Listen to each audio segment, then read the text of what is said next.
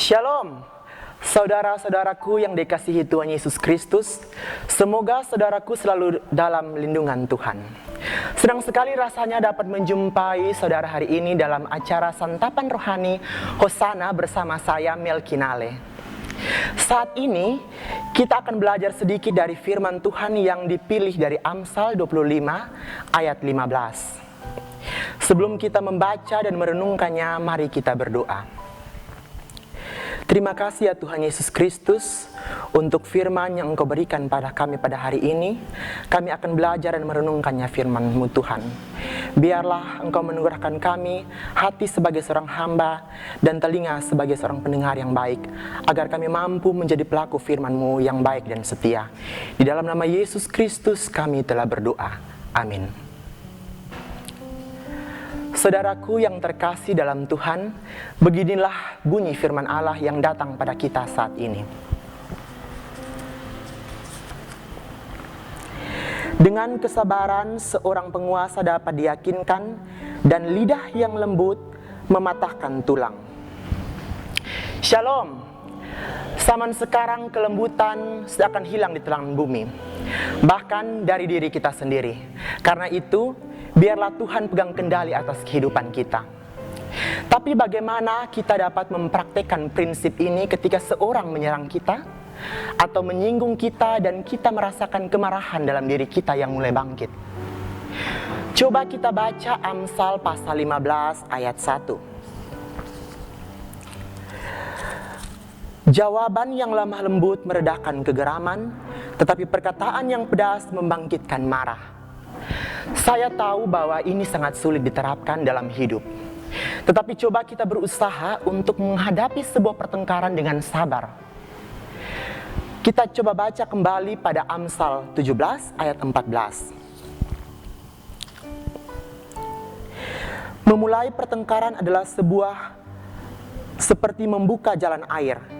Jadi undurlah sebelum perbantahan mulai. Nah, bagaimanakah kita menghentikannya?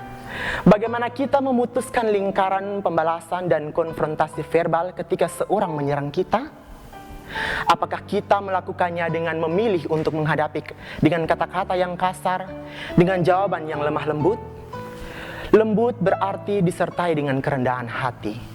Ini berarti kita menyadari dan mengakui jika kita bersalah, yang kadang tidak mudah dilakukan. Itulah mengapa kita harus meminta Tuhan untuk memberikan kita kekuatan untuk menggantikan reaksi alami kita, yaitu kata-kata yang kasar tadi, dengan kata-kata yang lebih lembut dalam situasi ini. Bagaimana kita jika kita sedang berhadapan dengan seorang yang sangat keras kepala dan tidak bisa menanggapi dengan kata-kata yang lembut? Allah memiliki jawaban itu. Jawaban itu adalah yang kita renungkan pada hari ini. Amsal 25 ayat 15. Ini mungkin berarti bahwa kita harus berhenti dan berdoa sejenak. Bisa saja hanya mengucapkan sebuah doa dalam pikiran kita. Ini juga mungkin berarti menjauhkan dari situasi untuk sementara, sehingga kita dapat meminta Tuhan untuk membantu kita dengan kata-kata yang tepat. Untuk dikatakan, salah satu doa favorit saya adalah Mazmur 141 ayat 3. Awasilah mulutku ya Tuhan dan jagalah pintu bibirku. Inilah doa singkat yang dapat membuat perbedaan ketika kita merasa diri kita ingin melupakan kemarahan. Sebagai ilustrasi, ada dalam sebuah hutan mengadakan kompetisi. Kompetisi ini diikuti oleh semua yang berada di hutan. Ini adalah giliran air dan kayu untuk melakukan kompetisi ini. Mereka ditantang untuk melewati berbagai rintangan. Salah satunya adalah semak belukar. Dengan berusaha keras, si kayu ini melewati semak belukar, namun dia lolos dengan tubuh yang terluka parah. Namun si air dengan kesabaran, dia mengalirkan dirinya dan dia dapat menembus semak belukar itu tanpa merusaknya sedikit pun. Mereka sampailah pada tantangan yang kedua. Diharuskan untuk melalui dinding batu yang teguh.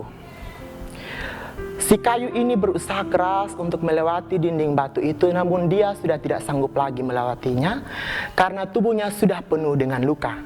Si kayu ini mengaku kalah. Namun apa yang dilakukan oleh si air? Si air ini dia meneteskan dirinya perlahan-lahan dengan kesabaran dan kelembutan sampai dinding batu yang teguh itu berlubang dan dia boleh mengalirinya. Nah, saudara-saudara, apa yang kita belajar dari ilustrasi ini? Tidak semua hal dilakukan dengan kekerasan. Terlebih lagi ketika kita berhadapan dengan seorang yang memiliki kekerasan hati atau bahkan diri kita sendiri yang terluka karena paksaan bila menimbulkan pertengkaran. Lakukanlah dengan lemah lembut, karena ketika kita penuh dengan kesabaran dan kasih, maka kita akan menembus hati yang keras. Jangan pernah bermimpi untuk bisa mengubah orang lain sebelum kita mampu untuk mengubah diri kita sendiri. Cobalah hari ini dan lihatlah bagaimana Tuhan akan hadir dengan kekuatannya untuk membuat kita meresponnya dengan kasih. Amin. Mari kita berdoa untuk mengamini firman Tuhan hari ini. Ya Tuhan, kami mengucap syukur atas berkat firman-Mu pada hari ini, mengajarkan kami untuk tidak merespon segalanya dengan kemarahan, namun dengan kelembutan kami dapat menembus setiap hati yang keras Tuhan. Biarlah Roh-Mu yang kudus menolong kami agar kami dapat meneruskan firman ini dalam kehidupan kami setiap hari, agar kami dimampukan untuk menjadi pelaku firman-Mu yang setia Tuhan. Di dalam nama Yesus Kristus kami telah berdoa. Amin. Kekasih-kekasih Tuhan, demikianlah renungan singkat untuk kita saat ini. Semoga setiap kita diberkati melalui firman Tuhan saat ini. Sampai jumpa lagi dalam kesempatan berikutnya. Tuhan Yesus memberkati kita semua. Shalom.